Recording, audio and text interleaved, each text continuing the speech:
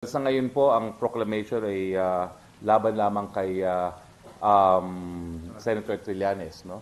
At ang epekto nga, sang-ayon dito sa Proclamation 572 mismo, ay mabubuhay lahat ng mga kaso na nakabindi laban kay Senator Trillanes. So far po, si Senator Trillanes, but this is without prejudice. Kasi nangyari po talaga, and I had experience also representing some of them in the past, no? Talagang ayaw nila umamin at that time. Kasi hindi nila alam talaga kung magkakaroon sila ng amnesty, no? At saka yung ramifications pagdating dun sa careers nila, no?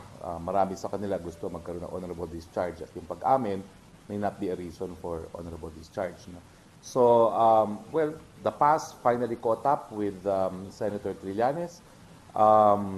He is responsible for his current state ngayon.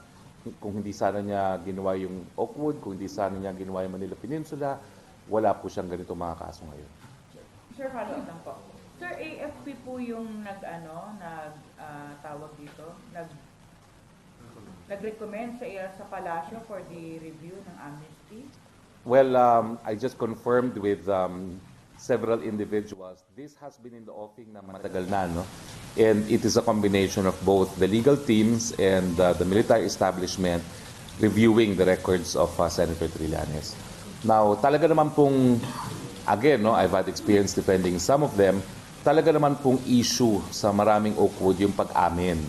At I guess yung mga panahon na yon, no, naswerte lang siya na kakampi niya yung dating presidente at hindi na nag-insist dun sa literal compliance with the provisions provided for an amnesty. No?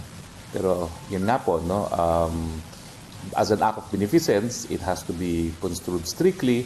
At saka yung kaso po na cited naman dito ng People versus Vera explains why yung admission of guilt is very important. No? Because without admission of guilt, hindi naman sisipa yung act of beneficence na buburuhin yung mga pangyayari na nakalipas. Sir, what prompted the review? Maricel Halili. Sir, sinasabi, of course, Senator Trillanes is claiming that this is all about politics na you want to get back. Well, unang-una po, siya ang gumawa ng Oakwood, siya ang gumawa ng Manila Peninsula. So, there's nothing political, these are all his acts, and dapat lang naman, no, na panagutan ang mga ginawa ng kahit sino. No? Hindi naman po pwede na magbabalot ka ng bomba sa Oakwood na take over mo ang Manila Peninsula at wala ka ng pananagutan. It doesn't work that way. Pero sir, kasi yung concept na yung mga opposition legislators, yung mga nasasampahan ng kaso after the Lima, ito naman po si Trillanes. Siyempre po, masasapahan ng kaso kung mayroong ginawang paglabag sa batas. Kung mayroon naman pong administration ng mga mambabatas na may ginawa silang batas, isumbong niyo po sa amin at kakasuhan din yan. No? Pero sa tingin ko naman, walang kaduda-duda na lumabag sa batas itong si Senator Trillanes nung ginawa niya yung Oakwood at yung Manila Peninsula. But sir, how will it affect po yung Senate considering that dalawa na yung possible na Makukulong? Wala naman po epekto dahil alam naman po natin, independenteng sa ngayon ng gobyerno ang Senado. No? At ang desisyon naman po ng Senado ay adopted as a collegial body, meaning habang naririyan po yung 23 na senador, majority of those present in any meeting, provided there is a quorum, will result in a Senate decision. Sir, what prompted the review of the case of Trillanes? Alam mo, dati na po ito talaga. 2 years na ito in the offing. And unang-una, hinahanap yung mga records. They had to make sure na talagang walang application at walang pag-amin itong si Trillanes, no? Pangalawa, there was also, kumbaga, maximum tolerance being showed to Senator Trillanes, no? But in the end, it is the job of the President to implement the laws. And when a grant of amnesty is void ab initio, it's part of the role of the President to rescind it or declare it as void ab initio. Of course, pwede naman pumunta sa hukuman si Senator Trillanes kung sa tingin niya mali ang appreciation ng Presidente, no? Pero dun sa issue na hindi siya nag-apply, sa issue na hindi siya umamin, tingin ko malinaw na talagang hindi naman niya ginawa yan. Sir, is the review for the purpose of getting Trillanes jailed? Kasi what is the reason kung bakit bigla na lang na or may plano talaga na kalkalin yung kaso niya? Una po, sinasabi ko hindi nga po biglaan to. No? It's 2 years in the offing. No? There was maximum tolerance shown. But when it was confirmed na talagang walang compliance with the requirements set forth for the amnesty, wala pong alternatibo naman ng presidente but to execute the laws. No? So, trabaho lang po. Raymond. Sir, the question is, why only Senator Trillanes, considering there are a lot of them being granted amnesty during the Aquino presidency?